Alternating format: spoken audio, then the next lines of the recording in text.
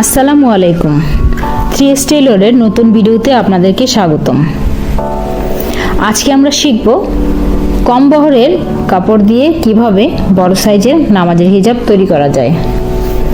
আজকে যে হিজাবটি তৈরি করব এর সামনের অংশের লম্বা থাকবে 41 ইঞ্চি এবং পেছনের অংশের লম্বা থাকবে 44 ইঞ্চি। এখানে আমি কাপড়টি ভাঁজ করে নিয়েছি এবং কাপড় নিয়েছি 3.25 গজ। আমি এমনভাবে ভাঁজ করে নিব যেন এর উপরের এক পাটের লম্বা 42 ইঞ্চি থাকে।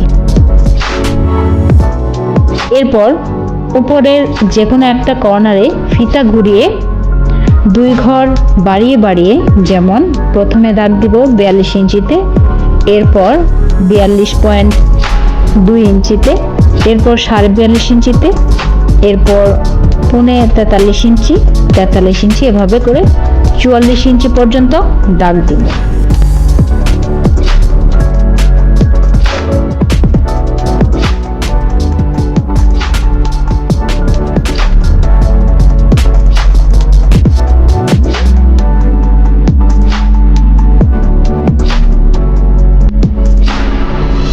এরপর দাগ অনুযায়ী কাটিং করে নিব।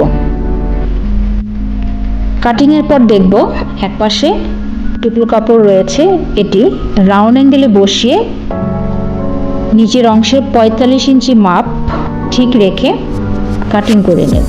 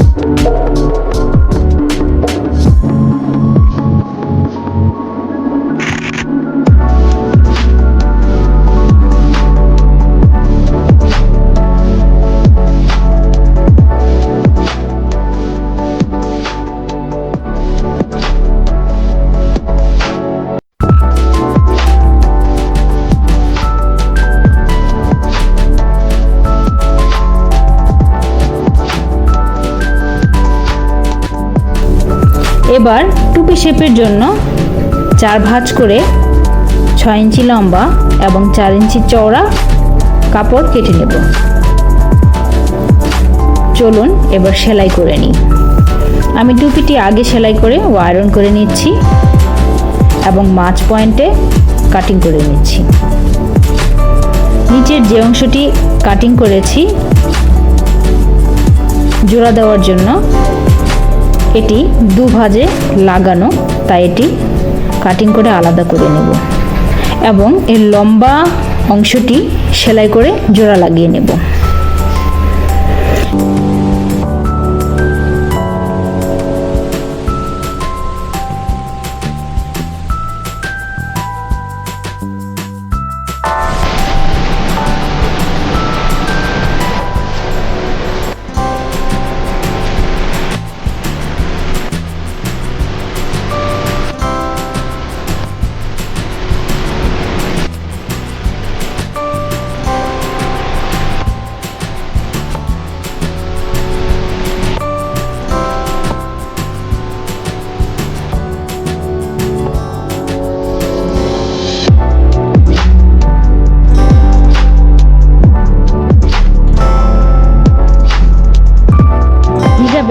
যে বড় পাটটি রয়েছে তার নিচের অংশে মাঝ পয়েন্টে কাট লাগিয়ে দেব, অর্থাৎ নির্দিষ্ট পয়েন্ট করে দেব। দুটো অংশের যে মাঝ পয়েন্ট এটা বরাবর রেখে আমি সেলাই করে নিচ্ছি।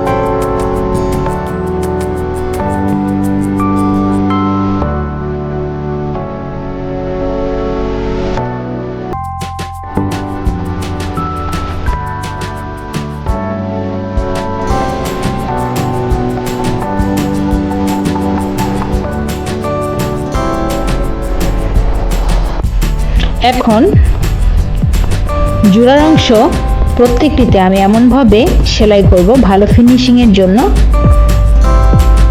চাপ সেলাই দিয়ে নেব।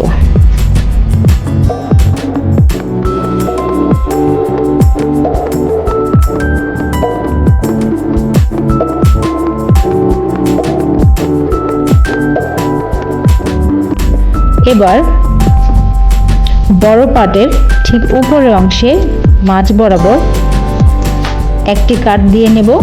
তারপর টুপির মাঝ পয়েন্টের সাথে মিলিয়ে সেলাই করে নিলেই হিজাবের টুপি শেপটা সেলাই হয়ে যাবে। এরপর সাইড মিলিয়ে সেলাই করে নিলেই হিজাব রেডি।